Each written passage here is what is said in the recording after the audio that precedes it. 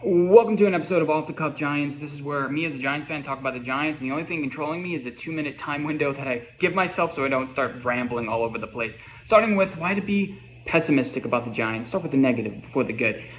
Because Daniel Jones, what at this point has he shown us? He's been hovering between like a 6.5 yards per attempt and a 6.8 yards per attempt.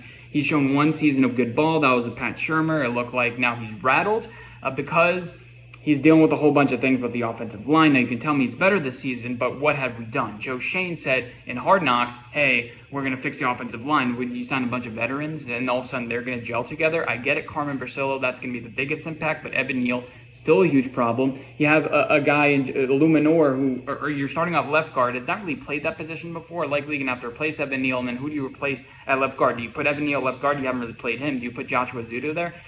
He's playing left tackle. He's our backup left tackle, and he sucks at left tackle. So put him at guard, his original position. Then you have the wide receiver core, who I like Neighbors. But is Daniel Jones going to be able to give him the ball? We've had the same thing with Kenny Golladay and Darren Waller, where it's been all right. It hasn't been as bad, I guess, as the narrative has said, but it hasn't been good. Our running back core, we don't have Saquon Barkley anymore. So you have Tracy, you have Eric Gray, who I don't like, and you have, obviously, Devin Singletary. I'm a pretty big fan for it. So the offense is going to be mid. But the defense, new coordinator, who is our CB2, Deontay Banks, has shown a lot of weakness against the top guys, although he's been better against not so great guys. The defensive line, it's Dexter Lawrence gets injured. Do you know how many yards we're going to have rushing per game? Just keep on running. We'll lose the time of possession game, and that's it. That's the easy way to beat the Giants. Kayvon Thibodeau hasn't been able to break out. He's very inconsistent. Now, Graham, we don't have a field goal guy to really rely on anymore. So the defense, it's a hodgepodge of a mess. One guy gets injured, that's going to completely tear the fabric of the team. We have this guy, defensive coordinator, that we trust. He has low, runs per attempt in Tennessee, but we don't really know how that's going to gel. Brian Daboll is going to be yelling at people all the time. Okay, now let's talk about optimistic Giants. So Daniel Jones now has the weapons to succeed. I mean, Kenny Golladay and Darren Waller, they were at the ends of their career. Where are they playing now? Nowhere. So it's not like somebody picked them up and they were great at the end of it. Saquon Barkley was such a cancer on this organization. The fact that he was always injured, we didn't know in or out. Now we actually have a game plan. Brian Daboll is an elite offensive coordinator. He's going to be able to do what he wants to do, and if not, put Drew Lock in there. He's going to be good as well. We see how backups perform under Brian Daboll, and if we suck, we're going to get a top pick anyway. But talking about us being good, Malik Neighbors, a really good talent. He's a dog. He wants the ball. Jalen Hyatt in his second year. Darius Slayton, really good. Talk about our top 4 guys in the receiving core are good. Theo Johnson's an elite talent. He's going to be able to develop. Andrew Thomas, he's going to be healthy this year. Evan Neal, can he really be that bad? And if not, put him in at left guard. Put Luminor on right tackle, and that's going to be good. And plus, we just signed Runyon. John Michael Schmitz figured out, and that's a good offensive line right there. Now, heading into the defense, Deontay Banks showed a lot of flashes. Yeah, against the big guys, maybe not. Maybe some rookie mistakes, but he's in his second year, shown good development. We have Drew Phillips here, who's just a dog. He's a very fierce competitor, going to be good in the run game. He's going to be nice and aggressive, something we haven't seen from Cordell Flott. Flott's going to develop. We have an elite linebacking core, a front 7 with Okereke, McFadden. Okereke didn't make the All-Pro team last year. Are you kidding me? That was a clear, obvious snub. Kayvon, Brian Burns on the edges. Don't have to rely on Aziz anymore. Dexter Lawrence is elite.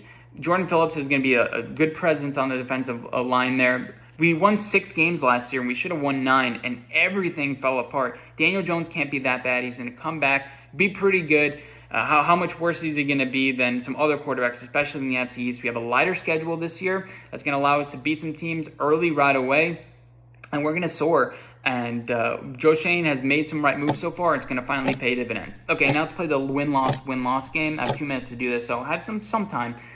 We're playing the Vikings week 1. They're going to have Sam Darnold. They have a good coach, but I think we win that game, honestly. I think we beat the Commanders. We have their number. They have Jaden Daniels. They have a bunch of this veteran talent. They're still going to be congealing together. Even though it's away, we do win that game. Then at the Browns, this is a possible win for us, but I'm going to say it as a loss. Deshaun Watson, I know, yada, yada, yada. He showed some signs at the beginning of last year of playing pretty well. The Cowboys at home, it's a night game on Thursday, short week. We lose that game. Then against the Seahawks, the Seahawks just have our number. We don't beat the Seahawks. I'm just sorry.